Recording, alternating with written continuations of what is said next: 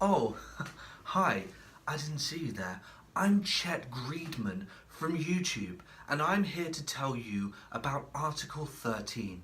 How would you feel if your content was being purposely restricted? How would you feel how would you feel if the content that you love from our platform was being filtered through a legislation, a higher power, so to speak? How would you feel?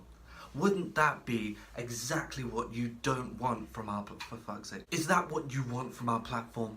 See, we here at YouTube disagree with that. We here at YouTube are against Article 13, which seeks to restrict the content that you will be provided by our platform by filtering through an article, filtering what people are able to make and what we can provide to you, and we are against that. Incidentally, don't forget to check out our YouTube Rewind 2018, featuring all of your favourite YouTube stars that don't swear. Now don't forget to smash that like button and check out our YouTube Rewind 2018. Thank you very much. Oh, and there's going to be a few ads in the middle, so if you could click on those. That was all ridiculous. Hello. Hello there. So, why do I hate YouTube Rewind? Why do I hate YouTube Rewind? It is a very long story and one I've told a few times in different ways, but I've deleted the video because I wasn't, I don't know if I summarised it perfectly or not. But it's very difficult to talk about. What you need to do, in order to grasp why I hate YouTube Rewind, you have to talk about YouTube as a whole and sort of trace it back to where it started. Sum24, I've been watching YouTube videos since it started, and I've watched it blossom and grow into what it is, into the juggernaut that it is now. And through that process, I noticed that, you know, it blossomed because. Let me explain this, right? So when I was, before YouTube came out, I remember I used to, and this is so sad, but I have filmmaking woven into my brain. I remember I would watch TV and I would think, we have motorbikes riding by, we had black and white, we've got colour, we had no sound, we have sound, we have motorbikes still riding past, we had black and white, we had no sound, now we have colour, and we have sound, and we're going to HD. Where do we go next? And where do we end up? Because I've been contemplating existentiality for my entire life. Where do we go? And I guess where 8-year-old little prick, wrong 8-year-old Adam went wrong was that I was considering the definition of what we'd be watching rather than the delivery. And ultimately what would change is the way that we experience and the way that we consume media. And I think it's great. I think it's great that we got Netflix. I think it's great we got Prime Video and, you know, all this stuff, and Now TV. I think that is great. But I don't think any of it would have existed if it wasn't for YouTube blossoming, for YouTube being there. And when it started, it was so beautiful. It really was a beautiful, beautiful platform. The fact that we were able to, and if you're a film student or a media student or anything like that, anything that is to do with this, you'll know that the hardest part of making a film is not coming up with a great idea, it's not figuring out how to make that great idea, it's about selling it to someone and getting the funding that you need. You have to sell it to an executive producer and a producer, and you have to okay it with these people and go through all these people and all that stuff. And the longest part of a production project is not filming it. So when YouTube came along, it was completely different. You didn't have to do that anymore. When YouTube came along, you literally just hit a button. You don't even have to think about how you put it on there. All you do is press upload. You do what I'm about to do with this video when I'm done with it, when I've cut it together. You press upload and it is there. It's there for people to see. And how fucking beautiful is that as a concept? How phenomenal is that concept? In a world where you have to go through a billion different people and get a ton of funding for anything to be shown to anyone, you have a button that you can click and it's there. And that is just phenomenal. That is incredible. Problem is, it's not that anymore. The problem is, what's happened is the inevitability of time, and everything has changed, and the inevitability of corporatization over time. things can't always stay artistic and beautiful, I guess. And that's how we delve into my issue with YouTube Rewind, is that it is just exactly what's happened to YouTube. So when I started, it was around about, well, I started in 2009, but when I started Big Allies, it was 2011. And the way that YouTube worked then is you made some videos, and if you did well, and if you got quite a big following, I mean, you know, hundreds of thousands, maybe even millions, you put ads on and you made money from it. And the way that worked was, you took a cut, YouTube took a cut, and I think it was about 30-70. You get 30, YouTube gets 70. Then if someone clicks on it, you get the money from the cut. So someone clicks on it, it's based on CPM, which is clicks per minute. So the more people click on your videos, the more money you get from each click. So when someone clicks on an ad, you get some money, YouTube get a big cut. The person who put the ad up gets a click on their thing. Whether or not the person who clicks on the ad wants to invest on what they've clicked on is up to them, but it works because it's like a four-way handshake. The consumer gets free content. The person who puts the ad up gets a click on their web page. The person who provides the ad gets a huge cut, and the person who provides the content also gets a cut. It's a four-way handshake where every handshake works. Everyone's just grabbing and everyone's getting something, and it's a brilliant system. It's kind of how TV works, but in a more accessible way, and that is fantastic. The problem is, good things have to be spoiled, right? And I mean, gaming has been spoiled by things like microtransactions and exactly kind of what's happened here, the corporatization of the situation. And someone got their brilliant, genius head up their own arse and decided that YouTube needs to be somewhere that's family friendly in order to make more money, which completely undercuts that system. Because when this has started happening, PewDiePie had just got to the tops. PewDiePie is someone who is not in YouTube Rewind and hasn't been for a long time. I'm not a fan. I want to preface this because I probably am going to bring him up a few times. I'm not a fan, but I respect the man because he does put so much work into what he does. He puts so much. He's incredibly dedicated. He does at least try to be entertaining. I don't find him funny myself. I find his sense of humor slightly juvenile, and I don't, I'm not impressed by it. But at the same time, he does try, and he puts a lot of effort in. And it's not exactly very passive content. So for that, I think he does deserve the following he has. Maybe not quite as much as he has, but he does deserve a following. Right. So when this happened, PewDiePie had just got to the top, and he is someone who swears and someone who screams and, goes a little crazy in his videos and makes content that, honestly, is worth watching. Again, as I said, it's not to my taste, but it is worth watching. Now, he made a ton of money. As we all know, he has made a fuck ton of money off of ad revenue. He gets 30%. YouTube gets 70%. I'm pulling that figure out of my ass, but I think it is that. I think it was 37 back then. 30-70 back then. He's making 30%. YouTube are making over twice what he is from him.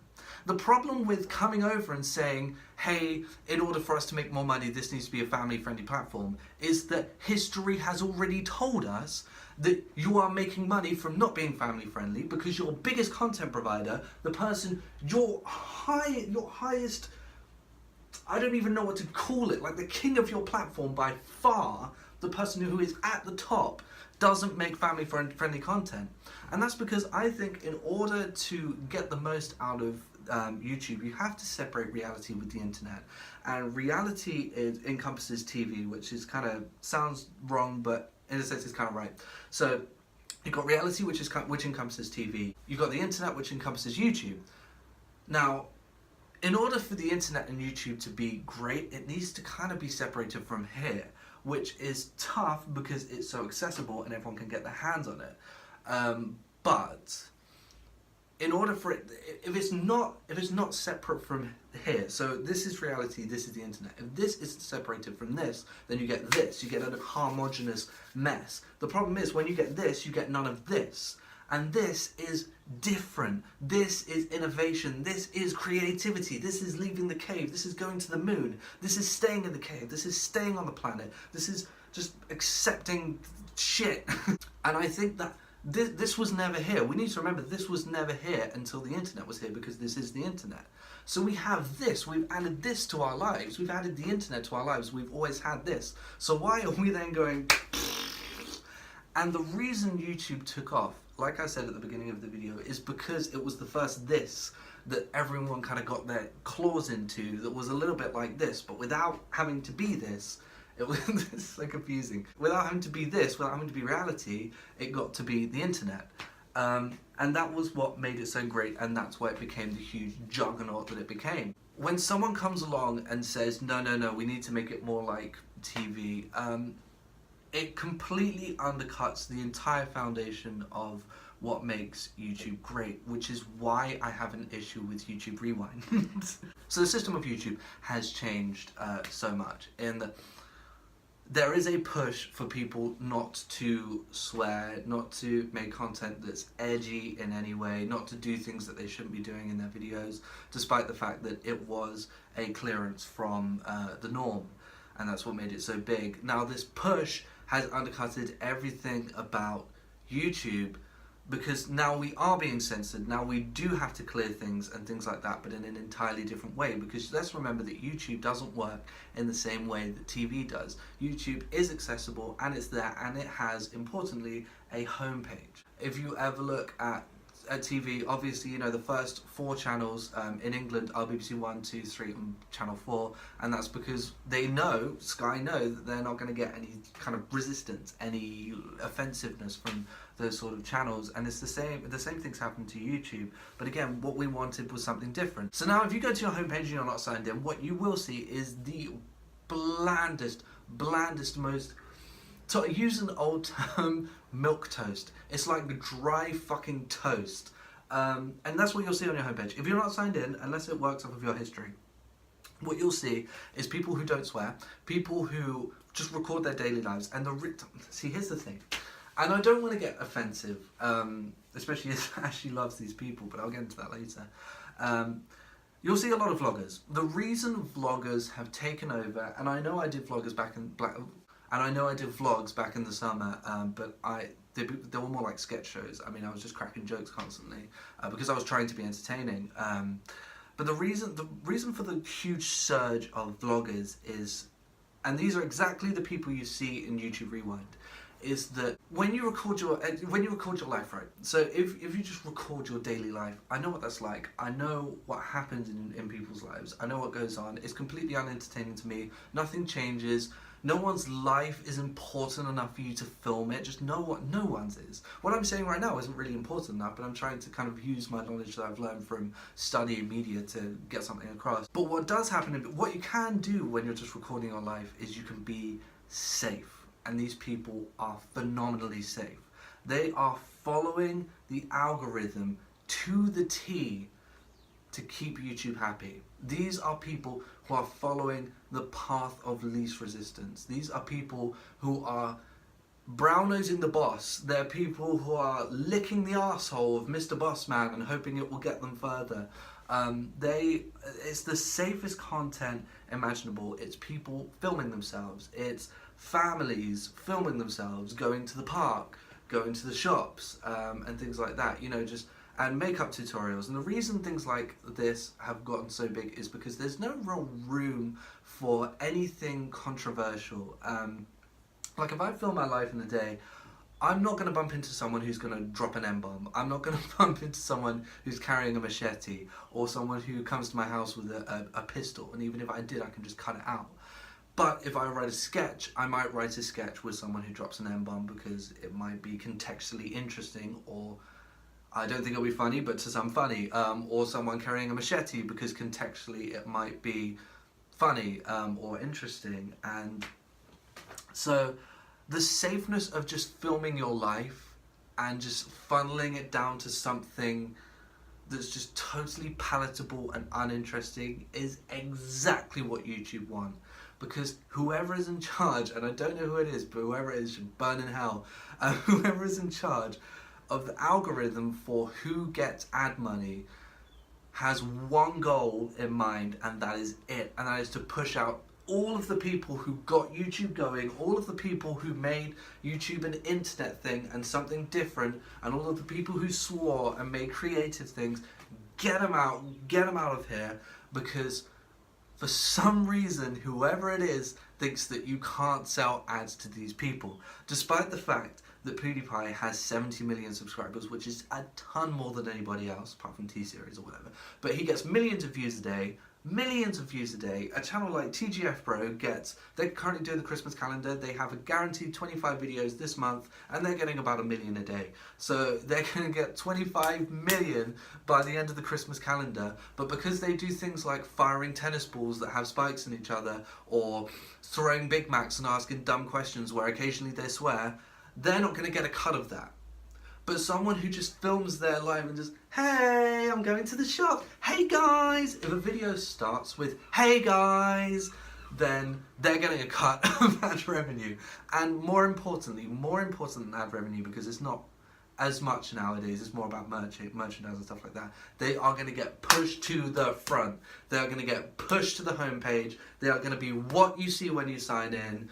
As long as they don't do anything that could be edgy or controversial, or swear, or anything that's mildly interesting, they will get pushed to the top. They will get pushed to the front by the system, by the person who thinks that for some reason advertisers will only sell to family-friendly content. And the problem with assuming that is it comes with the assumption, it encompasses, which means brings with it, features, is a part of the notion that all content is being filtered through an intermediary, and that intermediary will be a parent, an older brother, an older sister, someone who can control and filter anything that shouldn't be shown to children.